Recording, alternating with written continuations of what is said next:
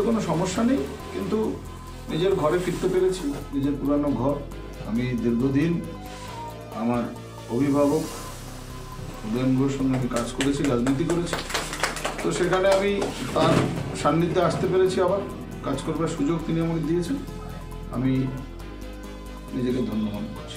জয়ের যেটা রাজনৈতিক অ্যাকোমোডেশন দরকার, ও যেহেতু ওখানে ডিস্ট্রিক্ট সেক্রেটারি হিসেবে কাজ করছিল, এখানেও কাজ করার জন্য একটা ডেজিগনেশন দরকার। ওর দিদি অলরেডি আমাদের কাউন্সিলর আছে, সে কাজ করছেন। তো জয়কে আমরা শহর তৃণমূল কংগ্রেসের ভাইস প্রেসিডেন্ট হিসেবে দিনহাটাতে নিযুক্ত করবো আগামীকালও ক্যাম্পেন।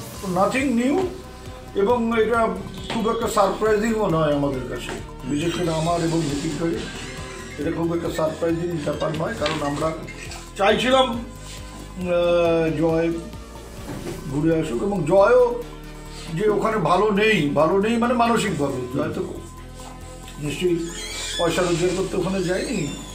জয় মানসিক শান্তি যদি না থাকে তাহলে সেখানে গিয়ে ও বুঝতে পেরেছে এবং ও ঘরে ফিরে আসতে চাইছিল। সব মিলিয়ে আমরা আজকে ব্যাপারটা ম্যাচিওর করে গেল আর কি।